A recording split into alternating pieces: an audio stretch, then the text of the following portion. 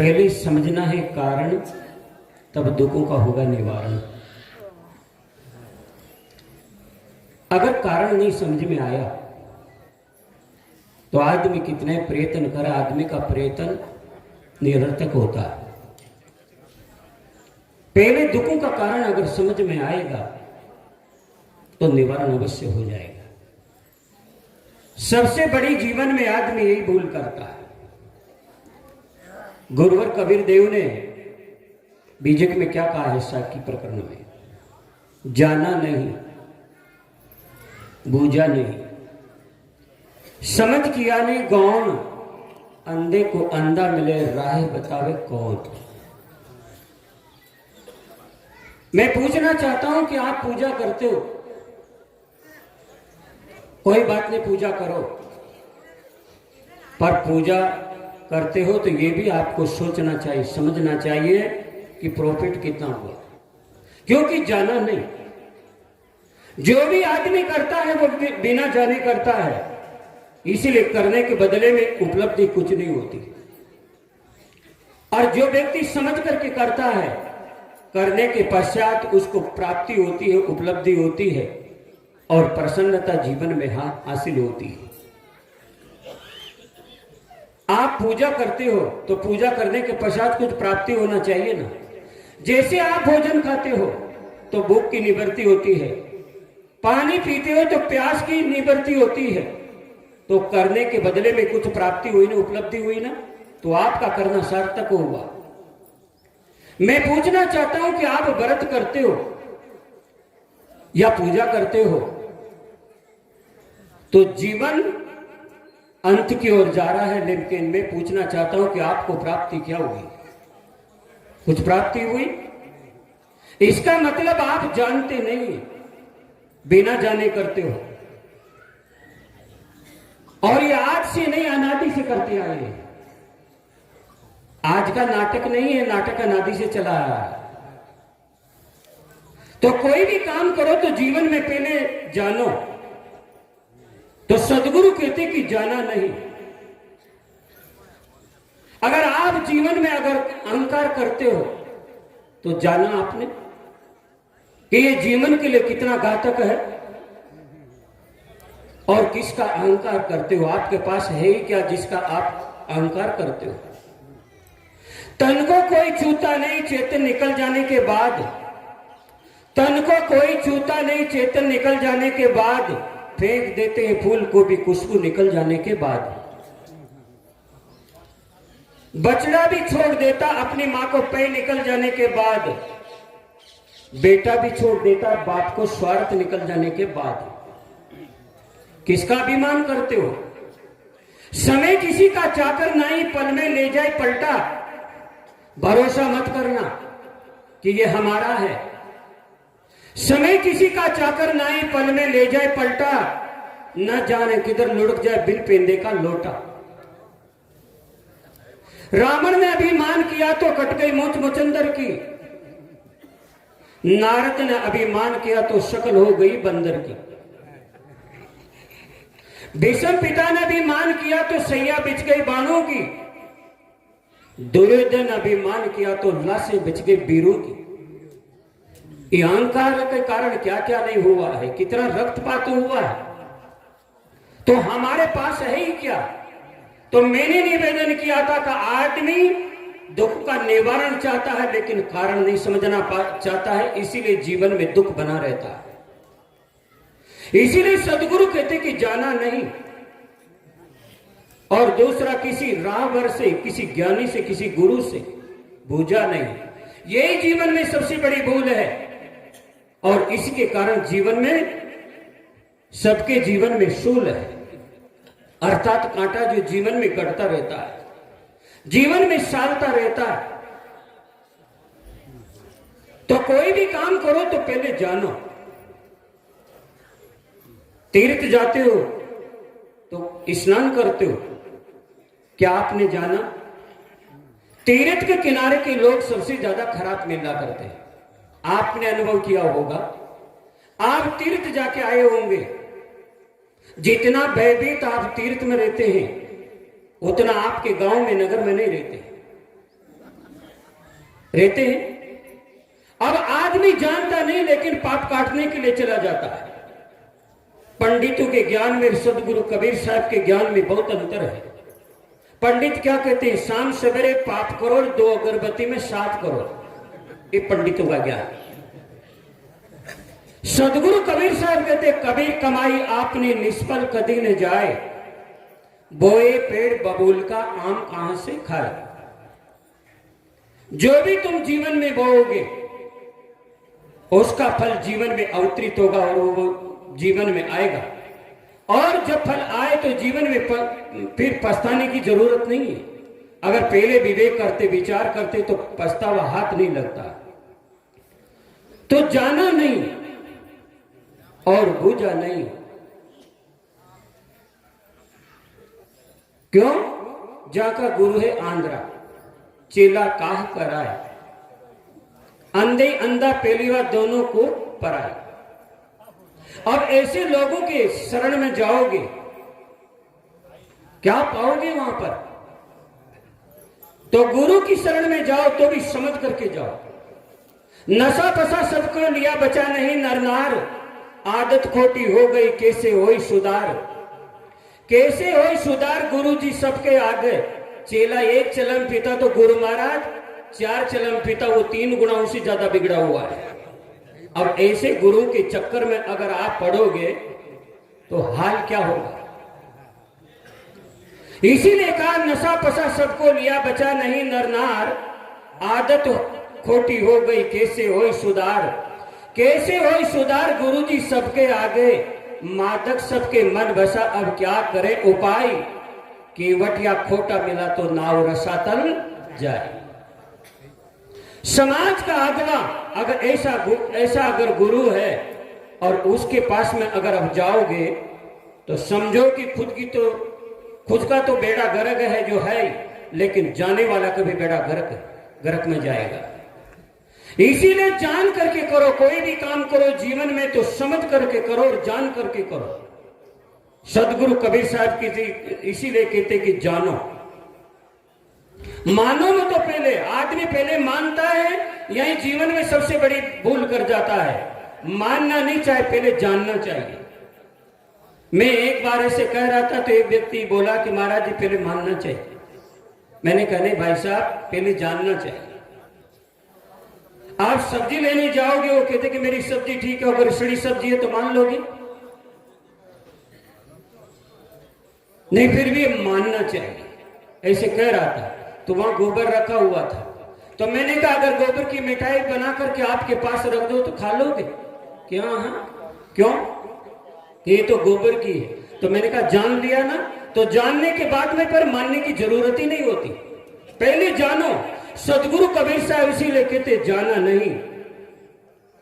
और अगर जानते नहीं थे तो फिर हमें किसी राहबर से, किसी गुरुवर का पता करना चाहिए, विवेकी संतों का पता करना चाहिए, ताकि जीवन में रोशनी आ जाए। जीवन अभी अंधेरे में है क्योंकि अभी हम जागे नहीं है, जीवन में जागृति नहीं है, हम सोए हुए हैं। हमारे अंदर दुश्मन बैठे हुए हैं, तस्कर बैठे हुए हैं। शास्त्रों में भी कहा है कामा क्रोधा लोभाच दे तिष्ठन्ति तस्करा ज्ञान रत्नम अपहराय तस्मात् जागृति जागृति। हमारे अंदर तस्कर बैठे हुए हैं। कौन? कामा क्रोधा लोभाच। काम, क्रोध, लोभ, मोह, ये सबसे बड़ा शत्रु तस्कर हमारे अंदर बैठा है। और ये क्या चुराते हैं, क्या हरण करते हैं? ज्ञान रत्नम अपहराय, ज्ञान रूपी रत्न का हरण करते हैं। सदगुरु श्री कबीर साहब जी ने बीजक में कहा है माया मोह मोहित कीना। किसी ने पूछा होगा कि महाराज माया क्या है? माया कोई धन नहीं है, माया कोई स्त्री नहीं है, माया कोई पैसा नहीं है। माया मोह मोहित कीना, जिसमें आदमी मोहित हो जाता है वही आदमी के लिए माया बन जाती है। माया मोह मोहित कीना, इसके कारण क्या होता है? ताते इसीलिए ज्ञान रतन हर लेना। और यहां भी कहते कि ज्ञान रत्नम अपहराय, ज्ञान रूपी रतन का हमारा हरण हो रहा है और हम निश्चिंत सोए हुए हैं, क्योंकि जागे नहीं है, क्योंकि जीवन में समझ में नहीं आई बात कि दुखों का कारण क्या है। पहले दुखों के कारणों को समझो। आप परिवार में रहते हो और परिवार में जब अशांति उपस्थित होती है उनका कारण समझो। आप सास बहू में झगड़ा हुआ और पंडित जी गोदा करके हाथ दिखा रही, कारण समझा? दुखों का कारण क्या है? जब तक हमें दुखों का कारण समझ में नहीं आएगा तब तक दुखों का अंत नहीं होगा। सब सुख चाहते हैं, जीवन में दुखों से मुक्त होना चाहते हैं, पर दुखों का कारण कहां समझ में आ रहा है अभी। फिर भी आदमी दुखों का काम करते ही चले जाते हैं और एक तरफ दुखों से भी छूटना चाहते हैं। क्या ऐसे होगा? बीड़ी भी पीते चले जाएं, नशा सेवन करते चले जाएं और बीमारी से भी मुक्त रहे, ऐसा कभी होगा? आधी मुर्गी को काट के खा जाए, आधी अंडा देती रहे, दोनों काम चलता रहे, काम एक ही होगा। अगर अंडा चाहिए तो मुर्गी नहीं मारी जाएगी। जीवन में अगर आप सुख चाहते हो तो आप दुखों का कारणों को समझो और उसका परित्याग करो, तभी जीवन में शांति मिलेगी। पर हम चाहते हैं कि हमारी बुराइयों को भी छोड़ना नहीं चाहते हैं और जीवन में शांति मिल जाए। घर में आप सुखी नहीं रहते हो, जहां रहते हो वहां सुखी नहीं रहते हो। विचार करो, आप पति पत्नी एक साथ रहते हैं, आपस में प्रेम नहीं है। हमारे साहिब जी कहा करते हैं, एक पति पत्नी को डांट रहा था कि जैसी तेरी शक्ल है वैसी तेरे में अकल क्यों नहीं। तो पत्नी भी बड़ी अगर समझदार होती तो सह लेती, पर वो भी बड़ी जब्बर थी। पत्नी क्या बोली कि ये बताइए आपने जब मेरे से शादी की थी, जब शक्ल देख करके की थी कि अकल देख करके? पति बोला है देखा तो शक्ल ही था, अकल नहीं देखा। पति ने पत्नी से कहा कि भोजन बना दो, मुझे जाना है। तो पत्नी बहानाबाजी थी। और जो आलसी होते हैं ना वो ज्यादा चतुर होते हैं, क्यों? वो अपने वाक्यों के द्वारा अपना काम निकालते हैं। तो पत्नी ने कहा कि मेरे तो पेट में दर्द है, इसीलिए मेरे से भोजन नहीं बनेगा। पत्नी का चल डॉक्टर के पास ले चलता हूं। और याद रखो, नकली सिक्का ज्यादा दिन नहीं चलता, पकड़ा जाता, क्योंकि नकल ज्यादा तक नहीं टिकती। नदी के किनारे का पेड़ अभिमान करे तो ज्यादा दिन टिकने वाला नहीं है, बाढ़ आएगी उखाड़ ले जाएगी उसको। आदमी अगर कुकर्मों का सहारा लेता है तो वो व्यक्ति कभी भी सुरक्षित नहीं रह सकता। सदाचार और संयम हमारे जीवन की पूंजी है। तो डॉक्टर के पास ले गया और चेक करवाया तो कहा कि आला वाला लगाया और कहा कि डॉक्टर साहब आपकी पत्नी को बिल्कुल भी बीमारी नहीं है। अब पकड़ी गई ना। पति ने कहा कि लो मेरा भी खून जांच करो। देखा क्या बात है, मेरे कुछ है कि बीमारी है कि नहीं है। तो उसका जांच के असर आपके भी बीमारी बिल्कुल नहीं है और ब्लड बिल्कुल ई ग्रेड का है, 1 ग्रेड का। मेरी पत्नी का भी जांच करो। तो पत्नी का भी ब्लड जांच किया तो डॉक्टर बोला सर आपकी पत्नी का और आपका खून बराबर मिलता जुलता है, बिल्कुल ई ग्रेड का है, बराबर मिलता जुलता है। पति क्या बोला, क्यों नहीं मिलेगा डॉक्टर साहब, बराबर मिलेगा। 20 साल हो गया मेरा खून पीते पीते ही हूं, क्यों नहीं मिलेगा, बराबर मिलेगा। अब आप विचार करो, जीवन में क्या समझे क्या जाने। एक जगह रहते हो आप, शांति से नहीं रहते हो। यहां सदगुरु के इस छाया में आकर के और हम अपनी बुराइयों को नहीं छोड़ते हैं, तो मैं पूछना चाहता हूं कि आप आते हैं, आप कितना जाने, कितना परखे, कितना समझे। कई को 50 साल हो गया होगा सत्संग में लगे हुए, लेकिन जीवन में कोई परिवर्तन नहीं। सत्संग का मतलब होता है जीवन में बदलाव, जीवन में परिवर्तन। और जब जीवन में परिवर्तन आ जाए तो समझो कि सत्संग की घटना जीवन में घट गई है, अपने आप पता चलता है। तो सत्संग जीवन को बदलता है, सत्संग से जीवन हमारा सुंदर होता है। तो कहने का मतलब है कि हमें चाहिए यहां आकर के पहले जानना चाहिए, और अगर जानने में नहीं आता तो यहां गुरुजनों के पास बैठ करके और सबका समाधान करना चाहिए, समझना चाहिए। जाना नहीं, बूझना चाहिए। जाना नहीं, बूझा नहीं, समझ किया नहीं, गौण। और जानने के बाद, बूझने के बाद भी समझ करके चलना होगा। ज्ञान अगर आपके पास में है तो ज्ञान का भी प्रयोग करने का तौर तरीका होना चाहिए। तो समझ करके चलना पड़ेगा, और समझ कर अगर जिंदगी नहीं जी तो कई ज्ञान बगाड़ने वाले भी जीवन में दुखी रहते हैं। जीवन वही है, ज्ञान वही सार्थक है जो जीवन में आचरित हो, वही ज्ञान हमारे लिए सार्थक है। ज्ञान का मतलब कोई व्याख्यान देना नहीं होता, कोई वाचस्पति बन जाना नहीं है। ज्ञान का मतलब होता है दुर्गति, सदगति, परम गति। ये देखने की दृष्टि आ जाए, ये देखने का ढंग आ जाए तो समझ लो कि ज्ञान है। हमें वो देखने का तरीका ही नहीं आया, जानने का तरीका ही नहीं आया, तो समझो कि अभी जीवन में ज्ञान नहीं है। ज्ञान हमें प्रसन्न बनाता है, ज्ञान हमें सुखी बनाता है।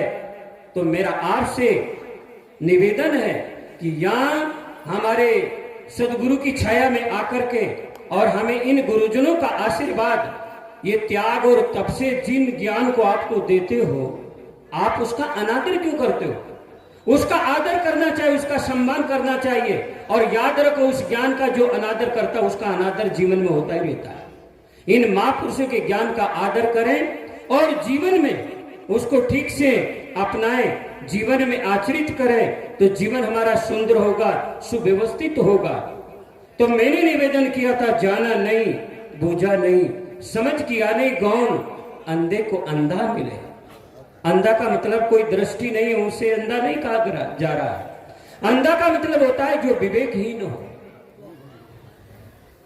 जो विवेकहीन है, और जिसको अपनी गति, अपनी चाल वो समझने का अवसर नहीं मिला, उस व्यक्ति के लिए सदगुरु ने कहा है,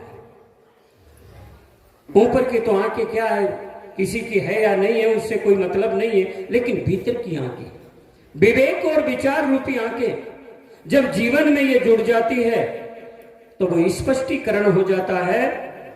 तो मैं निवेदन कर रहा था कि संत गुरुजनों के ज्ञान को हमारे हृदय हंगम करें और जीवन को सुशोभित बनाएं। मैं इतना कह करके मेरी वाणी को विराम दूं। हमारे पूज्य गुरुजन विराजमान है, उनके अमूल्य विचार हमको श्रवण करने को मिलेगा।